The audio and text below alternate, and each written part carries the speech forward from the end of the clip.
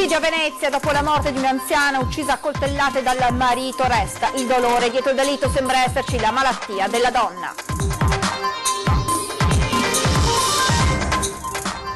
Tragico schianto ieri sera lungo la A4 all'altezza di Soave. Nello scontro tra un tir e un'auto ha perso la vita un 52enne di Modena, autostrada chiusa al traffico. Il racconto di una 49enne trevigiana a Breda di Piave, dove ha detto di essere rimasta vittima di una rapina con modalità davvero inquietanti. La compagna di Alberto Vazzoler, ex dentista veneziano sotto processo a Padova per l'accusa di riciclaggio di denaro, non sapeva che nel forno erano stati nascosti 40.000 euro andati in fumo cucinando lo strudel. Da giovedì mattina non si hanno più notizie di Giulio Vomiero, 47 anni, di Terrassa nel Padovano, sparito nel nulla. Lo stesso giorno a Vittorio Veneto scompare Adriana Coan di 79 anni. Autonomia, il governatore Zaia ribadisce che i veneti sono pronti, mentre Roma dice sempre tiepida sul tema e al governo chiede ci dica qual è la sua idea di bozza. Festività pasquali all'insegna della tradizione, Pasqua in famiglia, mentre a Pasquetta gite fuori porta con gli amici tra le bellezze del Veneto. Buongiorno, ben ritrovati con la prima edizione dei telegiornali di Antenna 3. Dunque, in primo piano anche quest'oggi l'omicidio che si è consumato ieri mattina in centro storico a Venezia. Un anziano ha ucciso a coltellate la moglie gravemente malata. Ora resta lo shock e il dolore. Ci aggiorna in diretta Filippo Fois. Buongiorno. Sì, buongiorno da Venezia. Il giorno dopo la tragedia, il momento del silenzio e del dolore per quanto accaduto in questa abitazione di Castello. Vi ricordiamo brevemente i fatti. Renato Berta, un 85enne, ha ucciso la moglie Licia Zambon di 81 anni con un coltello, dopodiché è stato ritrovato all'incirca attorno alle 10:20 di mattina in stato comatoso. L'uomo aveva assunto diversi psicofarmaci, è stato portato d'urgenza in ospedale dove è stato dichiarato fuori pericolo. Saranno adesso le indagini delle forze dell'ordine a chiarire l'esatta dinamica dei fatti. È possibile che l'assassinio sia avvenuto attorno alla mezzanotte. La scoperta dei corpi è stata fatta dalla badante che si stava recando come ogni giorno nell'abitazione dei due anziani coniugi. Ciò che è certo comunque è che si è consumato un dramma che aveva anche a che fare con la malattia della donna, che da tempo non usciva di casa e che era logorata da una demenza senile che potrebbe essere alla base del gesto dell'uomo. Con questo per ora da Venezia è tutto. Vi restituisco la linea. Tragedia della strada, grazie naturalmente a Filippo Fois. Tragedia della strada ieri sera, poco dopo le 19:30, lungo l'autostrada A4 all'altezza di Soave. Scontro violentissimo tra un mezzo pesante e un'auto condotta da un 52enne di Modena, deceduto sul colpo. Durante le operazioni di soccorso 2 corsie dell'autostrada sono state chiuse al traffico. Spetterà ora alla Polstrada chiarire la dinamica del sinistro. Ci spostiamo nel Trevigiano, a Breda di Piave per l'esattezza, con il racconto di una 49enne che ha detto di essere rimasta vittima di una rapina con modalità davvero inquietanti. Indagini in corso da parte dei carabinieri della compagnia di Treviso sull'aggressione denunciata giovedì sera a Breda di Piave da una 49enne che lungo una stradina di campagna tra San Bartolomeo e Candelù ha raccontato di essere stata inseguita, costretta a fermarsi con l'auto malmenata e derubata della borsa che teneva sul sedile del passeggero, con all'interno documenti e 500 euro in contanti. L'episodio in via Vicinale delle Code, i rapinatori, 2 sconosciuti a volto scoperto, arrivati a bordo di una BMW nera. L'avrebbero fatta scendere dall'auto, presa a schiaffi, e poi l'avrebbero portato via la borsa, quindi si sono dileguati. Sotto shock la 49enne ha chiesto aiuto ai carabinieri, l'area è piuttosto isolata, poche le telecamere di videosorveglianza su cui fare affidamento per risalire agli autori della rapina, che potrebbero aver seguito la vittima per diverso tempo, convinti che avesse con sé una somma di denaro ancor più consistente. Restiamo in provincia di Treviso. Adriana Coan, 79 anni, è scomparsa da casa da giovedì 18 aprile. La donna, residente a Vittorio Veneto, era uscita la mattina per andare al cimitero a trovare la figlia e poi a fare la spesa, ma quel giorno non ha più fatto rientro a casa. Ad allertare il figlio, il marito, che non l'ha vista rientrare come faceva sempre all'ora di pranzo. Chiunque avesse notizie contatti immediatamente le forze dell'ordine. La 79enne guidava una Renault Clio color grigio. La targa è CK403RX. La donna sarebbe stata avvistata l'ultima volta nel comune di Susegana, sembra diretta verso Conegliano. Naturalmente maggiori dettagli nel corso dell'edizione serale dei telegiornali di Antena 3. E un'altra scomparsa, sono ore d'angoscia invece nel Padovano, a Terrassa, per la scomparsa di Giulio Vomiero, 47 anni, sparito nel nulla, anche lui da giovedì mattina. Amici e familiari lo cercano ovunque insieme alle forze dell'ordine, ma al momento di lui nessuna traccia. Giulio Vomiero è sparito nel nulla giovedì mattina e di lui non si sa più niente da quel momento. Amici e parenti lo cercano disperatamente nella bassa padovana, ma finora non ci sono informazioni di alcun tipo. Vomiero, operaio di 47 anni di Terrassa, ha dormito a casa mercoledì notte e poi è scomparso. Alle 7 di mattina ha spento il cellulare che ha lasciato a casa. Poi non ha dato più notizie di sé e questo dettaglio spaventa i suoi cari e gli amici. La sua Ford Fiesta grigia non si sa dove sia e nessuno lo ha visto allontanarsi di casa. Il tam tam sui social non ha dato finora alcun esito e neanche l'interessamento della trasmissione televisiva Chi l'ha visto.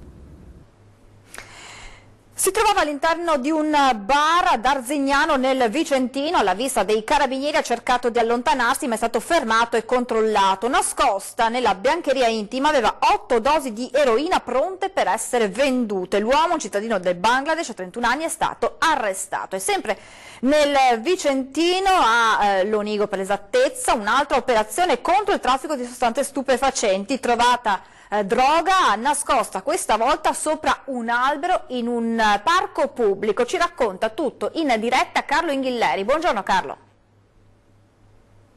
Buongiorno da tutti i telespettatori dal Vicentino, da Lonigo per la precisione, dove è stata ritrovata, nascosta in un giardino pubblico, della sostanza stupefacente.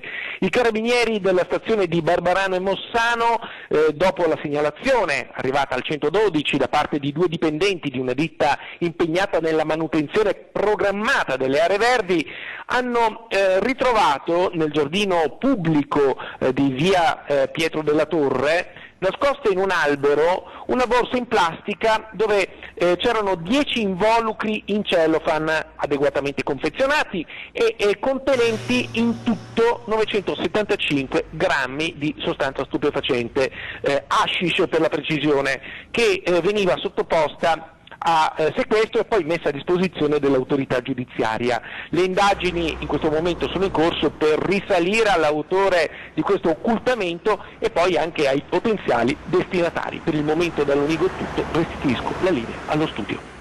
Buon lavoro Carlo, grazie. La compagna di Alberto Vazzoler, l'ex dentista di San Donà di Piave, sotto processo a Padova con l'accusa di riciclaggio di denaro, non poteva sapere che nel forno erano stati nascosti dei soldi e così ha mandato in fumo insieme allo strudel che ha cucinato 40.000 euro. È quanto è emerso in aula durante il procedimento. Sentiamo. Silvia Moro non poteva proprio saperlo che nel forno di casa c'erano dei soldi, una barca di soldi per essere precisi, 40.000 euro che erano stati occultati in un periodo piuttosto turbolento per il suo compagno, Alberto Vazzoler. E così assieme allo strudel, infornato a 200 gradi canonici nel forno di casa, sono andati in fumo anche quei 40.000 euro. L'incredibile episodio è emerso nel corso del procedimento relativo all'indagine sul riciclaggio di denaro sporco, del quale è accusato proprio Vazzoler, ex dentista di San Donà di Piave. A raccontare la costosa disavventura è stata la stessa Moro che con un messaggio WhatsApp spedito a un parente ha ammesso di aver fatto una cavolata. E i vigili del fuoco in azione da questa mattina in via Savelli, sempre a Padova, in un locale per un incendio che è appunto provocato da cause ancora in corso d'accertamento dai pompieri, che come detto stanno intervenendo ancora. Danni da quantificare, vetri anneriti e gli interni appunto invasi dal fumo. Naturalmente tutti i dettagli nell'edizione del Veneto dei nostri telegiornali. La politica dalle elezioni europee, senza candidati vicini a Zaia, alla questione autonomia. Il governatore del Veneto cerca di fare buon viso a cattivo gioco, anche se non manca di lanciare qualche messaggio. Inutile negare che la strage dei candidati, o meglio la rumorosa non presenza di candidati alle europee presi dal Consiglio regionale, si faccia notare come laddove si combatterà per il Veneto in Europa non ci saranno candidati zaiani, e questo stupisce per la forza personale e per lo stesso grande consenso del governatore nella sua regione. Ma da politico di razza Zaia sorride la sventura, probabilmente pregustando il momento della vendetta politica. Vediamo che nelle liste insomma non c'è neanche un consigliere regionale del Veneto. È per non smobilitare la squadra o per qualche altro motivo? Vedo che un po' sorride. No, perché sono troppo bravi e questo è il tema. Io ho una squadra compatta, ha prodotto e daremo conto di quante leggi ha prodotto, non ci vedo nessun problema per il fatto che i consiglieri non siano candidati, anzi direi anche di più, se vuole che gliela dico tutta, che si sono presi l'impegno e lo portano alla fine, punto. L'autonomia nel frattempo resta ancora impigliata tra le liane della giungla del governo, e qui il tono, pur non travalicando mai i limiti, cambia di coloritura, con sfumature di grigio che potrebbero virare al nero. Tiepidezza è ora costante per l'autonomia a Roma, non sono tiepidi invece i veneti sull'autonomia, sono molto calorosi sull'autonomia. Io direi che Tria invece ha fatto un intervento positivo, perché ha detto dobbiamo andare avanti col progetto, ha posto delle questioni di costituzionalità che sono già superate, ma ricordo anche che rispetto alla norma finanziaria per noi la norma va bene. Comunque Tria, che è illustre rappresentante del governo, ha inaugurato un nuovo metodo, ha detto quali sono secondo lui i problemi e ha detto andiamo avanti. Adesso ci aspettiamo che il governo ci dica qual è la sua idea di bozza d'intesa, perché noi dal 2 di ottobre del 2018 l'abbiamo già presentata il nostro contratto, ci dicano loro. Torniamo alla direttiva del Ministro dell'Interno per creare zone rosse nelle città per fronteggiare il degrado e la sicurezza. Abbiamo chiesto ai cittadini quali potrebbero essere quelle individuate a Padova.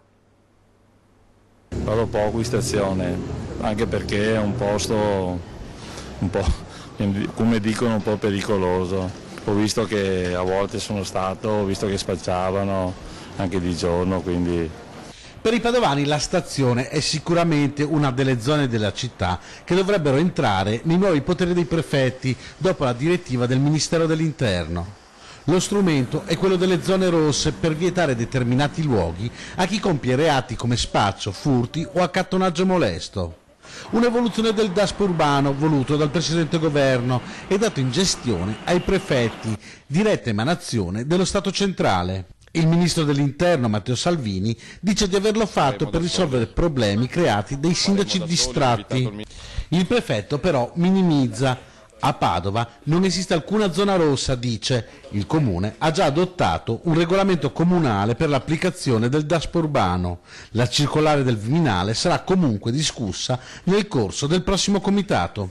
E penso che sia una cosa positiva per i cittadini. Penso che Salvini, come per me, non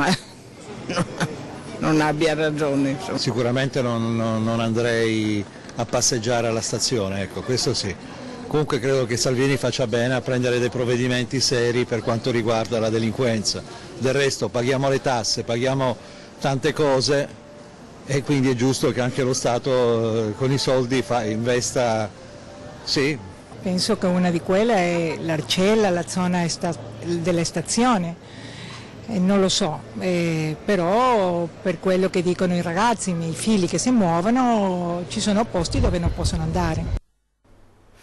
Intanto proprio a Padova la polizia locale è in stato di agitazione per un cambio di turni di lavoro deciso dal sindacato e dal comandante. Gli agenti minacciano uno sciopero proprio nel giorno della maratona. Maratona di Padova a rischio domenica 28 aprile, la colpa in questo caso non è del meteo, a far traballare l'organizzazione del grande evento che richiama atleti da tutto il mondo sono i vigili. Ebbene sì, il corpo di polizia locale ha minacciato di indire un'assemblea proprio il 28 aprile. Lo stato di agitazione è iniziato pochi giorni fa dopo una riunione sindacale a Palazzo Moroni per discutere la volontà del sindaco Giordani e dell'attuale comandante dei vigili Lorenzo Fontolan di ristabilire il vecchio orario di lavoro che imponeva agli agenti di lavorare 6 giorni alla settimana, 6 ore al giorno, a fianco della polizia locale i consiglieri d'opposizione. Oggi il turno è spalmato in 5 giorni, vogliono portarlo a 6 giorni creando poi dei problemi grossissimi, perché in ambito familiare, equilibrio familiare, è chiaro che diventa un problema per un genitore essere presente un giorno in meno. Sappiamo quanto difficile è oggi con il lavoro avere anche dei servizi adeguati come asili e quant'altro. Dopo la modifica apportata nel 2015 dal comandante Paolocci, i vigili hanno iniziato a lavorare 5 giorni per 7 ore e mezza al giorno per un totale sempre di 35 ore settimanali. Di fatto questa modifica permetteva agli agenti di avere un sabato libero al mese, cosa che non avverrebbe più in caso di distribuzione dell'orario su 6 giorni. In questo caso io avallo e appoggio in pieno la sollevazione dei vigili. Guardate che non è mai successo che gli agenti di polizia locale arrivino a scioperare, questo fa capire quanto distacco c'è ormai tra la conduzione politica e quello che sono poi la realtà dei giorni quotidiani e del lavoro dei nostri agenti. Il malessere all'interno del corpo di polizia locale dura da parecchi mesi, spiega il consigliere d'opposizione Alain Luciani. 40 agenti hanno già lasciato Padova per altri comuni più piccoli e solo 10 di nuovi sono stati assunti. Compromettere la vita di oltre 300 agenti per risparmiare pochi soldi.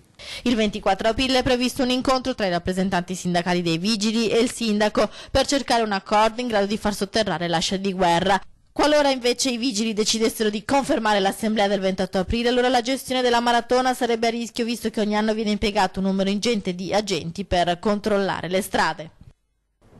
Adesso pochi secondi di pubblicità e poi torniamo con altre notizie dal Veneto, a tra poco.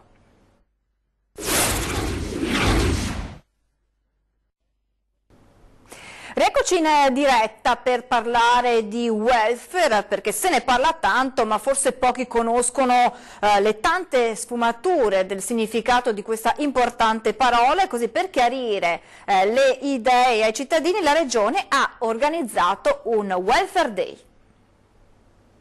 Si parla spesso di welfare, ma la gente sa esattamente di cosa si tratta? Decisamente no, eppure in Veneto siamo tra le regioni che hanno la maggiore aderenza a fondi pensionistici, previdenza complementare, sanità integrativa. Tutti hanno sentito e sentono parlare di welfare, ma quanti conoscono il significato esatto di un termine che si traduce letteralmente benessere e sostanzialmente indica le politiche sociali in un senso piuttosto ampio?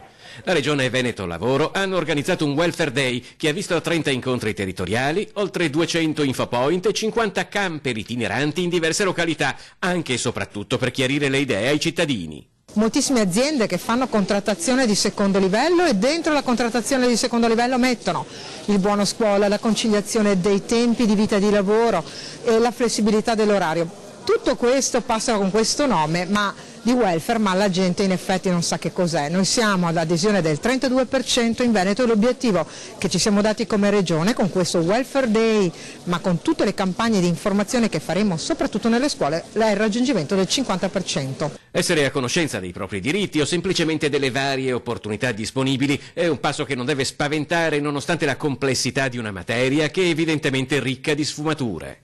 Solidarietà Veneto, che è un fondo di previdenza complementare che muove 1 miliardo e 300 milioni di euro. Con questo, con un fondo territoriale, pensate che abbiamo rimesso a posto parti di rete di acquedotto con l'emissione di idrobond. Alle volte sentiamo parlare di bond e mettiamo mano ai capelli perché ci vengono gli scenari di finanza più incredibili. Ma la sanità integrativa, cioè tutta quella sanità privata che noi ci paghiamo, l'adesione oggi a questi fondi è del 22%, ma se i veneti pagassero un pochino di più su questo avrebbero molto più beneficio dei soldi che spendono direttamente. 6 ordigni bellici sono stati rinvenuti a San Donà di Piave, a poche decine di metri da un distributore, a scoprirli una ditta che aveva appena aperto un cantiere. In quest'area dovrebbe sorgere una casa di riposo. Siamo a San Donato Piave nell'area commerciale, a poche decine di metri c'è un distributore. Qui la ditta che aveva in appalto i lavori di costruzione aveva iniziato ad eseguire alcuni carotaggi. Andando in profondità ha trovato gli ordigni bellici risalenti alla Prima Guerra Mondiale, alcuni ancora intatti, altri invece deteriorati. Immediatamente gli operai del cantiere hanno allertato una ditta specializzata che ha mandato sul posto del personale. Oggi abbiamo trovato questi 6 ordigni, in gran parte intere, nuove, alcuna che un po' danneggiata, spaccata. Il cantiere è stato immediatamente bloccato, l'intera zona dovrà essere bonificata, fra l'altro a poca distanza c'è un distributore. Siamo a circa 20 metri dal benzinaio, diciamo dalla cisterna di benzina, e speriamo che gli artificieri si muovano e vengono presto a ritirarsele, a fare quello che devono fare loro. Nelle prossime ore arriveranno gli artificieri che dovranno valutare se portare via gli ordigni bellici o farli brillare sul posto. Le operazioni saranno coordinate dal 5° reparto artificieri di Padova. Non è la prima volta che vengono trovati ordigni bellici dai conflitti. L'appello di Raduta è rivolto ai privati che trovano queste bombe. Se un privato trova dei ordigni bellici, non toccarli, prima cosa di non toccarli, avvisare subito i carabinieri, le forze d'ordine, che è una roba molto pericolosa. Infatti c'è gente in giro che si fa molto male toccandoli, pulendoli, sbattendole da sinistra a destra per vedere cos'è, e infatti scoppiano. L'area verrà transennata per permettere tutte le operazioni di bonifica. Solo al termine di queste ed ulteriori accertamenti i lavori potranno ricominciare. Ponte Pasquale è ufficialmente iniziato, festività all'insegna della tradizione per i trevigiani. Un italiano su 3 è pronto a mettersi in viaggio per il Ponte Pasquale e i più fortunati allungheranno fino al 25 aprile questo anticipo di vacanze estive. Sono i dati della Coldiretti, secondo la quale la maggior parte sceglierà le mete del bel paese, soprattutto quelle di mare, mentre un 14% di nostri connazionali varcherà i confini per le località estere. In controtendenza i trevigiani, almeno quelli che abbiamo incontrato, in maggioranza infatti coloro che trascorreranno Pasqua e Pasquetta nella tranquillità della propria città. Le feste saranno a casa. Non vado da nessuna parte. Resti qua a Treviso? Sì. No, resto a casa. Quando c'è tanta gente che va in via, io preferisco sì, una casa bella grande, un bel giardino. Con felicità a lavoro, come vedete alle mie spalle, come tanti commercianti qui in questa bellissima città di Treviso. Purtroppo i negozi devono rimanere aperti per dare sfogo appunto a tutti i turisti che arriveranno. Pasqua per tutti in famiglia e chi decide di organizzare qualcosa, magari tra amici, lo fa a Pasquette rigorosamente scegliendo una destinazione fuori porta. Sul Montello. Una pranzo con amici. Pasquetta più che altro? Sì, no, Pasquetta. Pasqua con i parenti. A Venezia. Quindi va in giornata? Vado in giornata, sì, con un bel picnic con una ventina di amici. Pasqua con i parenti e Pasquetta, adesso vediamo, comunque con qualcosa in giornata a Gardaland. Qua torno sui colli nostri trevigiani. Lo sport, grande risultato per l'atleta paralimpica Annalisa Rosada di Pellestrina che sale sul podio. Impresa per Annalisa Rosada che conquista con la nazionale azzurra un meraviglioso argento a Dubai ai campionati mondiali di tiro con l'arco. L'atleta di Pellestrina, portacolori degli Arcieri del Leon del Lido di Venezia, con la sua freccia ha centrato un traguardo storico, cedendo con onore solo nella finale all'Inghilterra. Lei commenta così la sua gara. È stata una bella finale, combattuta, peccato per il vento non favorevole e qualche brutta freccia di troppo ha fatto la differenza. Questo era solo il primo step, in ogni caso torno a casa con un argento assoluto mondiale, quindi non posso che essere molto contenta. È stata un'Italia da applausi al Fazza Para Archery Tournament di Dubai. La nazionale paraolimpica azzurra di tiro con l'arco ha conquistato ben 7 medaglie, un oro, 4 argenti e 2 bronzi, chiudendo al terzo posto totale del medagliere, dietro alla Gran Bretagna, 3 ori e 1 argento, e al Giappone 2 ori. Nella finale per l'oro, Rosada è stata in pedana con onore, arrivando vicina a una grande rimonta, svanita però alle ultime frecce. Il Panathon Club Venezia, di cui lei è socia, le ha inviato un messaggio con grandi complimenti. Annalisa punta alle Paraolimpiadi di Tokyo e questo successo è solo il primo passo verso un grande sogno. La prossima settimana si parte per Olbia, European Cup, e quindi si ricomincia a tirare frecce. Grazie a tutti. Ci fermiamo qui con questa edizione, vi ricordo gli appuntamenti serali dei notiziari di Antenna 3 a partire dalle 18:30, vi lascio le previsioni del tempo, grazie per l'attenzione e buona giornata.